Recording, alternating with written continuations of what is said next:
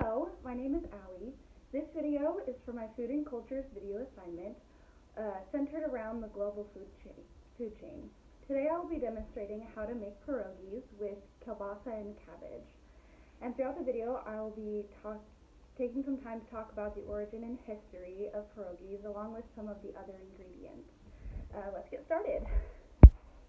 We are gonna start off with the ingredients for pierogies. Now, normally you can buy some in the freezer section at your local Walmart or Kroger, but I personally like the taste of homemade pierogies, so we're gonna start with the ingredients for that. We have some eggs, flour. You can do homemade mashed potatoes, but for the sake of time, we are gonna do some instant mashed potatoes, some butter, and some milk. I'm using powdered milk because of everything that's going on. I don't want to waste my regular milk. We're going to start with the filling so that way our dough doesn't dry out before we can get them filled. We're going to use the recipe on the back of this mashed potato box to make our filling. As I'm working on my filling, I wanted to talk about the history of pierogies. So pierogies are an authentic Eastern European ethnic food and are traditionally found in Poland and other surrounding countries like Ukraine, Russia, Latvia, and Lithuania. Some people say that the earliest version of pierogies came to Poland from China through the expedition of Marco Polo. So these are kind of like dumplings.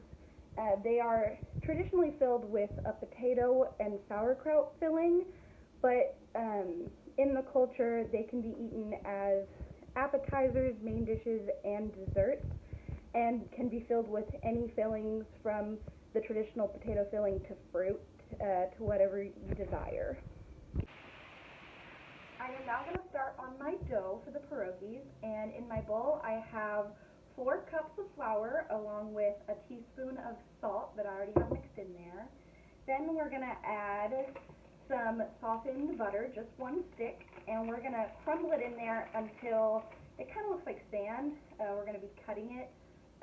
Sometimes I'll use my fingers. Sometimes if you have a pastry cutter, you can use that also. Once our flour butter mixture is looking nice and crumbly, we're going to add 2 eggs and 1 cup of warm milk. Now you don't want the milk to be too hot, otherwise it'll scramble your eggs and you don't want that.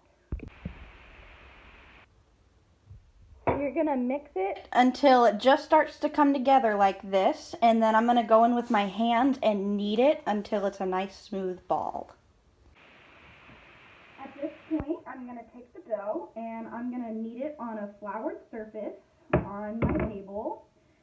And while I'm doing this, I kind of want to talk about how pierogies are actually kind of popular in certain states in the United States.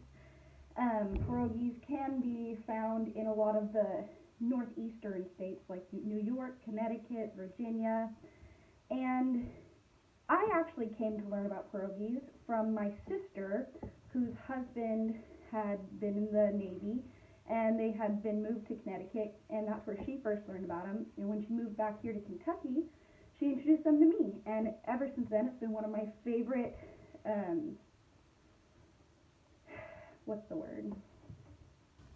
like comfort food. It's something I really enjoy making, and I like sharing it with my friends and family.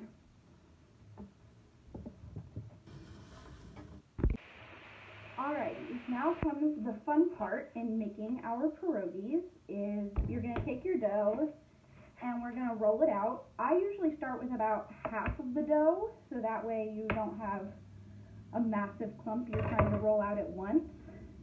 And the other half I'm not using at the moment. I usually cover in some saran wrap so that way it does not dry out, because that'll make it harder later on when we're trying to shape our dumplings. So we're going to roll it out to about 1/4 of an inch to 1/2 of an inch thick, and then you're going to take something about 3 inches in diameter to cut circles out of. I'm using a canning ring to cut mine out, and we'll go from there. So we're gonna cut this You're only going to need about 1 teaspoon of our potato filling per pierogi, and you're going to put it kind of in the middle, and then you're going to fold the pierogi over, and you're going to kind of pinch the edges. And then usually I will take a fork, and I'll use a fork to crimp it so it stays closed more.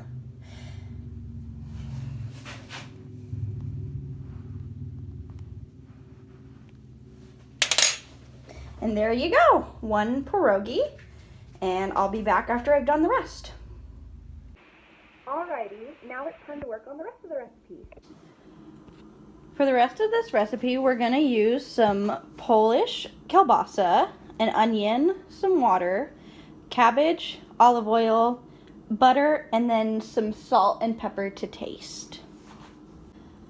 We're going to cut our onion first.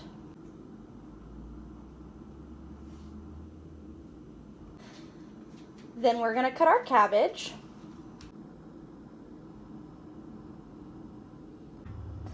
And lastly, we're going to cut up our kielbasa.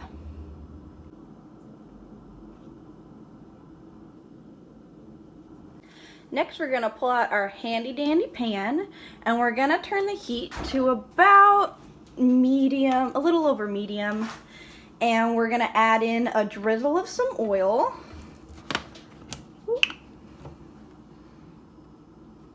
Might be a little much. And then once that's heated up some, we're going to add in our onions so those can start cooking. I pushed some of my onions to the side, so while those are cooking, we can start to brown our kielbasa.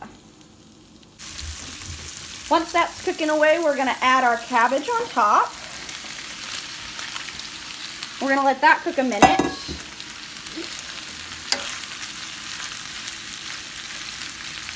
We're going to pour about 1/4 cup of water. And then we're going to cover this with foil and let it steam for about 15 minutes. We're going to get some water boiling, and once it's there, we're going to add our pierogies and let those boil for about 3 minutes until they're floating to the top of the water.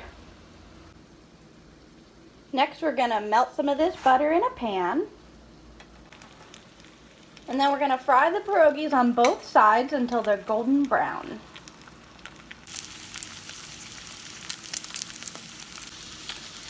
Once they are nice and crispy on both sides, you can go ahead and add them to your cabbage and kielbasa, and that's it.